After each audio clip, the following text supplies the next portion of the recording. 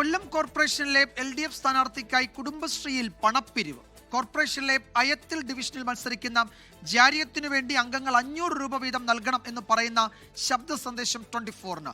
മുൻ ADS chairperson ആയിരുന്നു ജാരിയത്ത്. ഇതിപ്പം ADS ചെയർപേഴ്സൺ എന്നെ വിളിച്ചായിരുന്നു. എല്ലാ കുടുംബശ്രീയിലും വിളിക്കുന്നുണ്ട്. വിളിച്ചിട്ട് നമ്മൾ ജാരിയത്തോടെ സ്വീകരണ പരിപാടിയുടെ കാര്യം വിളിച്ച് ഫോണിൽ സംസാരിച്ചു. മെസ്സേജ് എല്ലാവരും വായിക്കണം. പിന്നെ ബുധനാഴ്ച 3 മണിക്കാണ്. ചെയ്യുന്ന കൂട്ടത്തിൽ ഒരു ഫണ്ട് എന്നുള്ള രീതിയിൽ 500 രൂപ വീതം ഒരു കുടുംബശ്രീയിൽ നിന്ന് അതും എത്തിക്കണമെന്ന് പറഞ്ഞിട്ടുണ്ട്. അപ്പോൾ എല്ലാവരും മാക്സിമം ബുധനാഴ്ച 2:45 മണിക്ക് വായനശാലയിൽ വെച്ചാണ്. വായനശാലയിൽ അപ്പോൾ 500 രൂപ നമ്മൾ ഈ 15 പേരും കൂടി ഷെയർ ചെയ്തിട്ട് ബുധനാഴ്ച അത് 3 മണിക്ക് അവിടെ കൊടുക്കുകയും വേണം. മനസ്സിലായോ? അപ്പോൾ എല്ലാവരും എത്തണം. ഒരു ഒഴിവും പറയരുത്. അരുൺ രാജ് വിവരങ്ങൾ നൽകും കൊല്ലത്ത് നിന്ന്. അരുൺ, ഇത് എന്താണ്, ഇവിടെ ഒരിടത്ത് മാത്രമല്ല കുറേ ഈ കുടുംബശ്രീ യൂണിറ്റുകളുടെ കാര്യം അതിൽ പറയുന്നുണ്ട്. അപ്പോൾ എല്ലാവരും ചേർന്ന് ഓരോ കുടുംബശ്രീ യൂണിറ്റുകളും 500 രൂപ വീതം പിരിവ് നൽകുക സ്ഥാനാർത്ഥിക്ക് വേണ്ടി. അപ്പോൾ മുൻ ADS ആയിരുന്നത് കൊണ്ടാണ് ഈ പിരിവ് നൽകേണ്ടി വരുന്നത്. അപ്പോൾ ഇതിൻ്റെ ഒരു പശ്ചാത്തലം എന്താണ്? ഇത് ഈ ബുധനാഴ്ച ഒരു തീയതിയൊക്കെ പറയുന്നുണ്ട്. ഈ യോഗം നടന്നിട്ടുണ്ടോ അതോ നാളെയാണോ ആ ബുധനാഴ്ച? വിജയകുമാർ, നാളെ നടക്കുന്ന യോഗമാണ്. നാളെ 3 മണിക്ക് M നൌഷാദ് MLA നടത്തുന്ന ഒരു യോഗമാണ്. കൺവെൻഷനിലാണ് പങ്കെടുക്കുന്നതിന് മുമ്പ് 500 രൂപ ഓരോ കുടുംബശ്രീ യൂണിറ്റും ഈ മുൻ ചെയർപേഴ്സൺ ജാരിയത്തിന്റെ ഇലക്ഷൻ ഫണ്ടിലേക്ക് സംഭാവന ചെയ്യണമെന്ന ആവശ്യം ഇപ്പോൾ ഗ്രൂപ്പുകളിൽ പ്രചരിക്കുന്നത്. ഇതിനോടകം തന്നെ എല്ലാ ഗ്രൂപ്പുകളിലും ഈ കുടുംബശ്രീ യൂണിറ്റുകളിലെ വിവിധ ഗ്രൂപ്പുകളിൽ ഈ ഓഡിയോ പ്രചരിക്കുന്നുണ്ട്.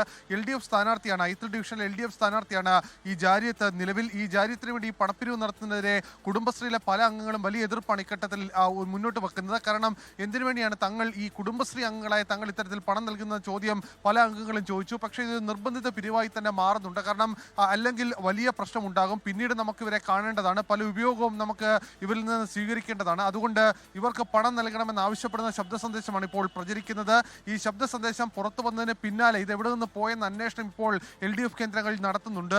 ഇതിൽ ഏറ്റവും പ്രധാനം ഇത്തരത്തിൽ കുടുംബശ്രീകളെയോ അല്ലെങ്കിൽ തൊഴിലുറപ്പ് തൊഴിലാളികളെയോ തെരഞ്ഞെടുപ്പ് പ്രചരണത്തിനോ അവരുടെ ഫണ്ടോ ഉപയോഗിക്കരുതെന്ന കർശനമായ നിർദ്ദേശമുള്ളപ്പോഴാണ് കുടുംബശ്രീ യൂണിറ്റ് അംഗങ്ങളിൽ നിന്നും അതുപോലെ തന്നെ ഇത്തരത്തിൽ പ്രചരണവും അടക്കം നടത്തുന്നതിന് ഇത്തരം സംവിധാനങ്ങളെ ഉപയോഗപ്പെടുത്തുന്നത്. തെരഞ്ഞെടുപ്പ് കമ്മീഷന് പരാതി നൽകാനുള്ള തീരുമാനം ഇപ്പോൾ നിലവിൽ കോൺഗ്രസും BJPയും കൈക്കൊണ്ടിട്ടുണ്ടെന്ന സൂചന കൂടി പുറത്തേക്ക് വരുന്നുണ്ട്. തെരഞ്ഞെടുപ്പ് പ്രചരണത്തിന് കുടുംബശ്രീ യൂണിറ്റിനെ ഉപയോഗിക്കുന്നതിൽ വലിയ എതിർപ്പാണ് പലയിടവും ഉയർന്നത്.